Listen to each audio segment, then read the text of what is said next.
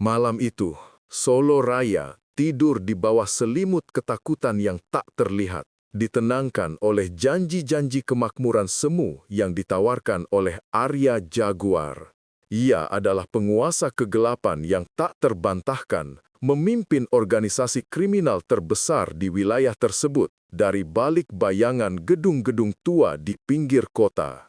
Kekuasaannya terbentang dari pasar gelap di Lawean hingga tambang ilegal di lereng Merapi, dari perjudian di Sukoharjo hingga perdagangan barang selundupan di Karanganyar. Di sisinya, selalu ada Bayu Kobra, sahabat, sekaligus tangan kanan yang setia, bayangan yang tak pernah jauh dari tuannya. Arya dan Bayu, dua nama yang dulunya hanya sekadar anak jalanan dari gang buntu di pinggiran kota, telah merajut takdir mereka bersama. Mereka tumbuh dalam kemiskinan, berbagi sebungkus nasi kucing, dan saling melindungi dari kejamnya jalanan. Persahabatan mereka diukir dengan darah dan keringat, terbentuk dari perkelahian demi wilayah, dari pelarian dari kejaran aparat, hingga membangun kerajaan bawah tanah ini sebidang demi sebidang. Arya adalah otak dan kekuatan, dengan karisma yang mampu menarik kesetiaan dan tatapan tajam yang bisa membekukan siapapun. Bayu, di sisi lain, adalah eksekutor ulung, dengan ketenangan mematikan dan kecerdasan strategis yang seringkali menyelamatkan mereka dari situasi genting. Ia adalah satu-satunya orang yang Arya percaya sepenuhnya, satu-satunya yang tahu rahasia terdalamnya, dan satu-satunya yang diizinkan memanggilnya dengan nama kecilnya, Jago. Namun, waktu adalah pengikis paling kejam. Seiring dengan meluasnya kekuasaan Arya, jurang mulai terbentang antara kedua sahabat itu. Arya semakin tenggelam dalam kemewahan dan kesombongan. Ia mulai bersikap semena-mena, bahkan terhadap orang-orang kepercayaannya. Keputusan-keputusannya seringkali didasari oleh emosi sesaat daripada pertimbangan matang, dan ia mulai meremehkan nasihat Bayu yang bijaksana. Bayu yang selama ini selalu menempatkan kesetiaan di atas segalanya, mulai merasakan pahitnya pengkhianatan dari Arya. Bukan pengkhianatan cinta, melainkan pengkhianatan kepercayaan. Ia menyaksikan bagaimana Arya menyingkirkan anggota lama yang loyal demi kroni-kroni baru yang hanya pandai menjilat. Ia melihat bagaimana Arya menumpuk kekayaan pribadi, sementara anak buah di lapangan seringkali diabaikan. Puncaknya adalah ketika Arya secara terang-terangan menolak usulan Bayu untuk mengamankan jalur distribusi baru yang berakhir dengan kerugian besar dan tewasnya beberapa anak buah mereka dalam sebuah bentrokan. Arya hanya menyalahkan Bayu atas kegagalan itu tanpa mau mendengar argumennya. "Kau terlalu lembut, Kobra," Arya pernah berkata dengan nada merendahkan di depan anak buah lainnya. "Dunia ini butuh taring, bukan bisikan ular." Kata-kata itu diucapkan oleh sahabat yang dulu berbagi segalanya, menusuk hati Bayu lebih dalam dari belati manapun. Sejak saat itu, benih-benih pemberontakan mulai tumbuh di benak Bayu. Ia mulai melihat Arya bukan lagi sebagai pemimpin yang ia hormati, melainkan sebagai tiran yang semakin korup dan berbahaya. Ia yakin jika Arya terus memimpin, kerajaan yang mereka bangun bersama akan hancur dari dalam. Diam-diam, Bayu mulai mendekati anggota-anggota lain yang juga merasakan kekecewaan. Ada Jaka, mantan preman pasar yang diabaikan setelah kakinya lumpuh dalam sebuah perkelahian demi Arya. Ada Rina, seorang operator keuangan cerdas yang merasa gajinya tidak sebanding dengan risiko yang ia ambil dan sering dicurigai Arya tanpa alasan. Mereka semua melihat Bayu sebagai alternatif, sebagai harapan. Bayu tidak menjanjikan kekayaan instan, melainkan keadilan dan rasa hormat yang telah lama hilang. Ia berbicara dengan tenang, dengan logika yang tajam, dan dengan janji bahwa mereka akan kembali ke nilai-nilai awal yang pernah mereka junjung tinggi. Rencana kudeta mulai terbentuk di benak Bayu. Ia tahu Arya adalah pribadi yang paranoid, selalu dikelilingi pengawal dan memiliki banyak mata-mata. Menyerang secara terbuka adalah bunuh diri. Ia harus menggunakan kecerdikan dan memanfaatkan kepercayaan Arya kepadanya. Kesempatan itu dalam bentuk sebuah pertemuan besar. Arya merencanakan pertemuan dengan perwakilan sindikat narkoba dari luar kota di sebuah gudang tua di pinggiran kota Solo, dekat Sungai Bengawan Solo. Gudang itu adalah salah satu markas lama mereka, tempat di mana mereka sering berkumpul di awal-awal perjuangan mereka. Arya merasa aman di sana, dikelilingi oleh kenangan masa lalu dan orang-orang yang ia anggap setia. Ia bahkan mengizinkan Bayu untuk mengatur semua detail keamanan, sebuah kepercayaan yang akan menjadi bumerang baginya.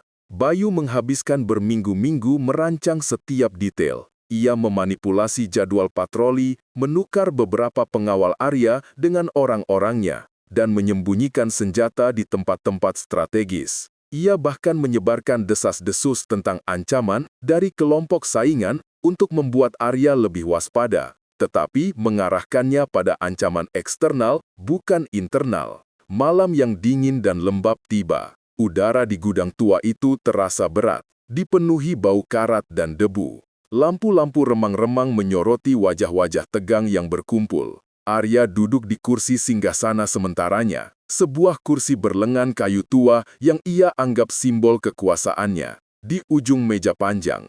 Di sampingnya, Bayu berdiri tegak, memantau sekeliling seolah-olah mengawasi keamanan. Para pengawal Arya berdiri di sudut-sudut ruangan, sementara di luar, beberapa mobil hitam terparkir rapi. Pertemuan berjalan lancar. Perjanjian dengan sindikat narkoba luar kota telah ditandatangani. Keuntungan besar menanti. Arya tersenyum puas, mengangkat gelas whisky mahal yang selalu ia bawa kemana-mana. "Untuk kejayaan kita!" serunya. Sorak-sorai tipis terdengar dari anak buahnya. "Dan untuk kerja keras Kobra!" tambah Arya, menoleh pada Bayu dengan senyum sombong. "Kau selalu bisa diandalkan, sahabatku." Bayu membalas senyum itu, senyum tipis yang tak mencapai matanya. "Tentu saja, jago, selalu." Saat itulah Bayu memberi isyarat tak terlihat. Jaka yang pura-pura bersandar di tembok, tiba-tiba menarik tuas. Lampu-lampu di gudang berkedip, lalu padam sepenuhnya, menyisakan kegelapan pekat yang memekakan telinga. Kekacauan pecah seketika. Teriakan, suara tembakan yang memantul di dinding, dan dentingan logam beradu. Arya yang terkejut mencoba meraih pistolnya yang tersembunyi di balik jas. Namun, sebelum tangannya sampai, Bayu sudah berada di sampingnya. "Apa-apaan ini, Kobra?" Arya berteriak, suaranya dipenuhi amarah dan kebingungan. "Ini adalah akhir dari permainanmu, jago." Suara Bayu terdengar dingin, tanpa emosi, di tengah kegaduhan. Arya merasakan sesuatu yang tajam menekan lehernya. Sebuah pisau. Bayu. Pengkhianatan itu seperti sambaran petir. Ia tidak pernah menyangka. Tidak dari Bayu. Kau berani?" Arya mendesis, berusaha melawan, namun Bayu menahannya dengan kekuatan yang tak terduga. "Aku tidak berani, jago. Aku hanya bosan melihatmu menghancurkan apa yang kita bangun bersama," jawab Bayu, suaranya tak bergetar. "Kau telah melupakan akar kita. Kau telah menjadi tiran yang buta." Lampu kembali menyala, remang-remang. Pemandangan di gudang itu mengerikan. Beberapa pengawal Arya tergeletak, sementara yang lain telah dilucuti senjatanya oleh orang-orang Bayu. Jaka berdiri di samping Rina, masing-masing dengan pistol di tangan. Wajah-wajah anak buah Arya yang tersisa tampak pucat pasi, ketakutan. Arya menatap Bayu, matanya memancarkan rasa sakit dan kemarahan. "Kau, pengkhianat!" Bayu menggelengkan kepala. "Aku bukan pengkhianat, jago. Aku hanya memperbaiki kesalahan yang kau buat." Ia menekan pisau lebih dalam ke leher Arya. Ini seharusnya tidak berakhir seperti ini, tapi kau tidak memberiku pilihan lain. Arya merasakan darah hangat mengalir di lehernya. Ia berusaha menarik nafas, namun ketakutan mulai merayapi dirinya. Kekuatan yang dulu ia miliki kini tak berarti apa-apa. Ia melihat wajah-wajah anak buahnya. Tidak ada yang berani membantunya. Mereka semua telah berpaling. Kau akan menyesal. Arya terbatuk, darah mulai memenuhi mulutnya. Mungkin, jawab Bayu, matanya tak bergetar. Tapi setidaknya aku akan menyesal sebagai pemimpin yang adil. Dengan satu sentakan kuat, Bayu menggorok leher Arya. Darah menyembur, membasahi kemeja putih Arya dan lantai gudang yang berdebu. Tubuh Arya kejang sesaat, lalu roboh ke samping. Mata terbelalak menatap langit-langit, seolah tak percaya pada nasibnya. Jaguar yang ditakuti telah dibantai oleh kobra yang selalu berada di bawah bayangannya. Kesunyian mencekam mengelilingi gudang itu, hanya menyisakan suara nafas berat dan detak jantung yang berpacu. Bayu berdiri di atas tubuh tak bernyawa Arya. Pisaunya masih meneteskan darah. Ia menatap wajah-wajah anak buah yang tersisa, yang kini menatapnya dengan campuran ketakutan dan hormat.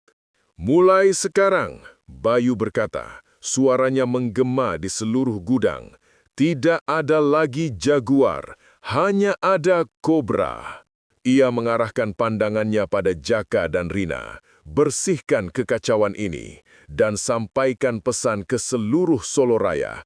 Aturan baru telah dimulai. Malam itu, di Solo Raya, era baru telah lahir dari pengkhianatan paling keji. Bayu Kobra telah mengambil alih dan bayangan pemimpin baru yang lebih dingin dan kejam mulai menyelimuti kota. Sebuah bayangan yang dibangun di atas darah sahabatnya sendiri. Ia telah mendapatkan kekuasaan yang ia impikan, namun harga yang harus ia bayar adalah jiwanya, yang kini selamanya terukir dengan noda pengkhianatan.